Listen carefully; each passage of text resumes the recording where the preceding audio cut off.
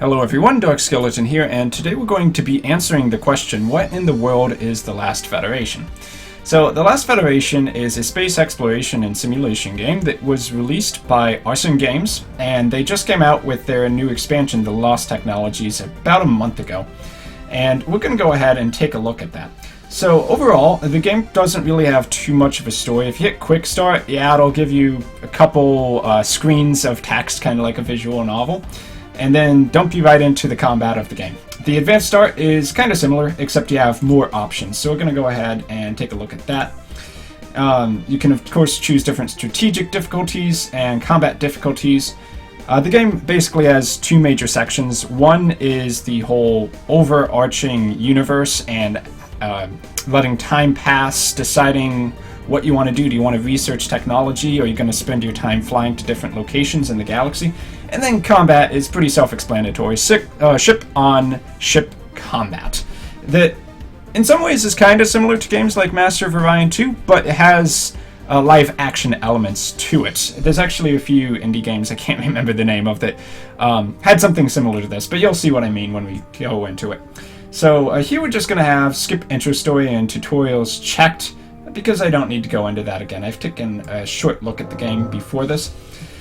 So let's go ahead and take a look at the combat, which for some reason, and I couldn't exactly tell you why, but when you choose the game mode which we're going with, the new Lost Technologies game mode, revolves around actually researching as much technology as possible. Being the first one to unlock all the technologies makes you the winner. But when you play this, it dumps you into combat initially. So we have to destroy these 3 ships. Normally this is kind of a tutorial mission. I'm not really sure why they make you do it each and every time. So you saw that when I click, that's to basically determine where the ship, my flagship, is going to go. In combat, you really only control the flagship. It's possible to have NPCs that help you out. But here we're just going to click over here, and the flagship's going to churn and head over in this direction. Now you can see the 3 main weapons we have on the ship, which it is possible to actually change your weapons out and customize your ship throughout the game, as you, of course, get new technology. So we have the minigun, which I think probably is quite solid. I mean, in terms of pure DPS, it has the most. Yes, the energy blaster does more damage to shields, and the gravity lance, I'm actually not really sure what makes it so great. I guess it's the fact that it's AoE or something. But you can choose between each of these 3 weapons on each turn.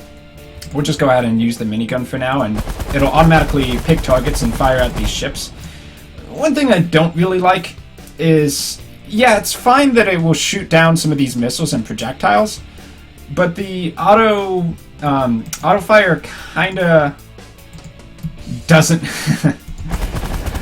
really necessarily choose the best targets a lot of the time. So, like, I'm over here, and those missiles, or whatever the heck they are never gonna actually get over here. I really prefer if it just fired at this ship right here. Okay, and there, it actually did. But sometimes it's just kind of a pain, because you're trying to get it to fire at one ship, and then it wants to shoot at another. So let's go ahead and switch to this energy blaster, because I believe this ship has shields. Yes, it does. A lot of them. So that makes the energy blaster pretty good. So this should be able to take it down pretty fast. A couple more churns and the shield should be all gone. Okay, and now we can switch to another weapon if we want. So one more thing about the combat is that you actually have power-ups that you can use. And sometimes the combat does get ridiculously hard, even on normal mode, or maybe I'm just terrible at the game. But you can use these power-ups to give you basically unfair advantages in the combat. So for instance, this signal jammer will cause all tracking weapons from any side to lose the ability to track targets for about 15 turns. This applies to both in-flight tracking weapons that already exist, as well as new tracking weapons that would be fired. Now, a lot of these, I'm not totally sure what the optimal time to use it is. There's, of course, going to be a lot more in-depth strategy if you really get into this game, because there are many difficulty levels where I'm sure you actually really need to use careful management of these in order to win. But yeah, I'll just demonstrate one right here. Emergency shield repairs. That's not so good. A cloaking device. Okay, sure, that sounds fine. And when we use these power-ups, it won't fire any weapons for the turn, but it will create, kind of as you saw, an energy burst around our ship, which basically destroys all the incoming projectiles, which is kind of nice. So you can use that. In a way, it's almost like a bullet hell, where you can use the bombs to clear the screen if you think you're gonna die. It's kind of got that same concept there, specifically with that. So the shields are down on this ship. Let's just kind of finish it off with this minigun. And it shouldn't take too long. Oh, I believe, yes, the armored hull is actually resistant to ballistic weapons, which the minigun happens to be. That's why, even though it says 65,000 damage per second, it's taking a lot less than that. So I suppose we will, let's see, let's try the energy blaster. Maybe that's the ideal weapon to use. Nope, not at all. Okay, I guess it's the gravity lance. Or maybe just none of them are really that great. So we took out the ships.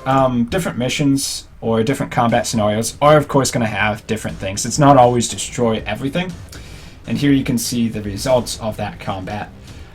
You'll actually notice there's quite a bit of text reading in this game. So here on the world map, we can basically visit all of these different races. I think each of them only get one home world here. And a lot of different statistics you can keep track of. But in general, what you need to know is that these races, you can kind of ally with them, you can destroy them. But in general, you're just going to have to interact with them in some way. So the goal of our mission, once again, is to actually research the technology or acquire the technology any way we can before any of the other races do. So let's see. When you click on a planet, it's going to give you friendly acts you can do. Of course, you can also do hostile acts if you choose by going to hostile acts. And these different acts are going to take up some kind of resource. For instance, you can work to do money, which is going to generate you credits, but it's going to cost time. You have to basically sit on the planet in many cases, just in order to complete those projects. And in a game where you're trying to compete for technology, time is money. You can also hire different people to work for you, like a diplomat. And yeah, in some cases you can get scientists or construction workers, which will help you out with different projects. So here I'm just going to hire a diplomat. I'm not really sure why you wouldn't get one for 10 credits. It just seems like a really good deal to me. And let's see. Each of these different options, yeah, they'll give you like credits to work, but some of them will actually drop your relationships with the other races as well. So that's something you do need to keep an eye out for. If, say, you're trying to become really buddy-buddy with one race, and then another race, not so much. So let's see here. Personal dispatch. Learn from race. Okay, so we can spend 3 months, it looks like, to research some technology. So we're going to go ahead and do that. Personal dispatch. And while we're waiting for these missions that take several months to complete, we can just use the fast forward to do it very, very fast. They are soft and weak. So we just went ahead and researched this technology. Easy allies to win over. Yep, waiting for the dialogue to end. Basic subatomic theory for ourselves. Now, who knows what that is really for? But yeah, you can research technology. You can actually give technology away, which I don't know if that's such a great idea in this one. Let's see here. Property development. You cannot do this right now because that choice requires 2500 Xeno time, but the planet only has 291.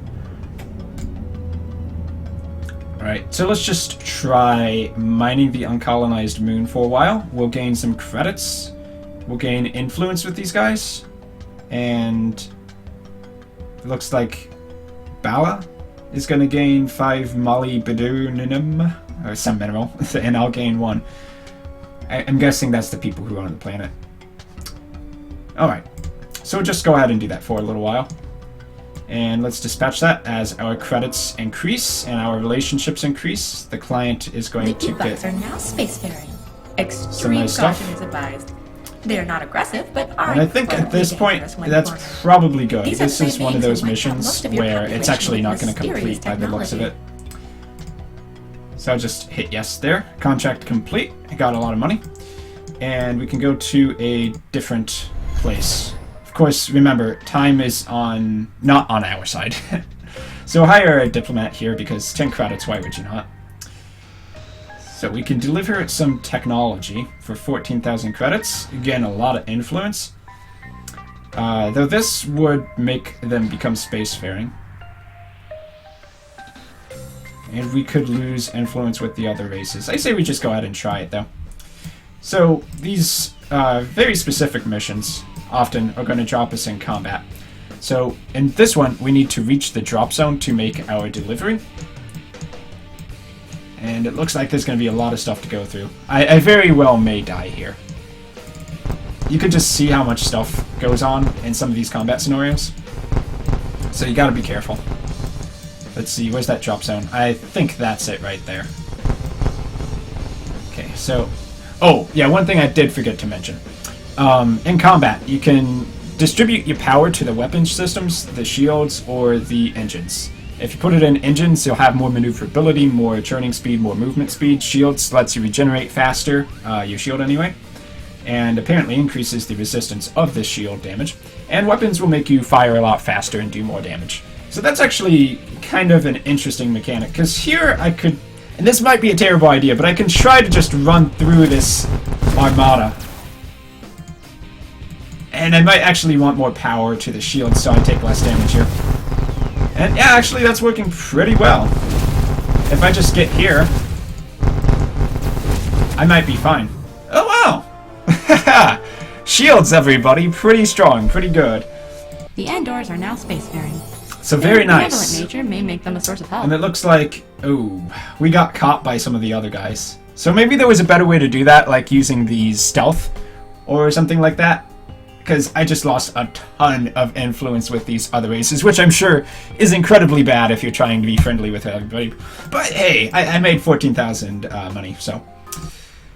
Yeah, we'll just check these guys out. Maybe we deliver spacefaring technology again? Let's see. It'll make the other people really not like us, but it makes us money. So why not? Let's do it again.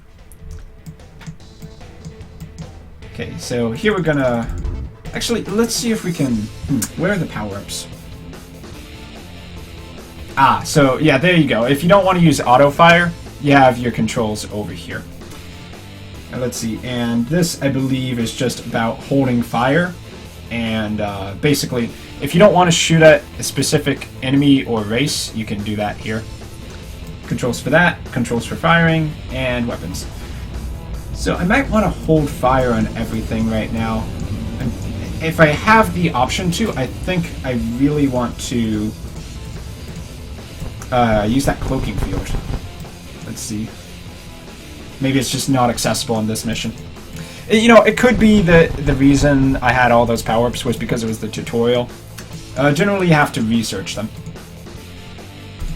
Yeah, so I think that's what's going on. Okay, so hopefully that wasn't too bad. Extreme caution is advised. It looks like I really pissed them off again. Constant internal wars to the solar stage. Man, races really do not want other races to be in space. That's kind of disappointing. So, yeah, you probably get the idea at this point. You collect resources, and in this specific game mode, you're just trying to research all the technology before time is up, and that's really all there is to it. So it's a pretty simple indie game.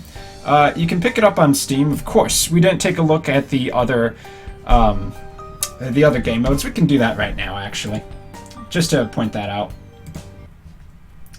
So the other game modes, of course, are going to be Standard, which is where you unify the races, as many as you can without having to kill the other races off.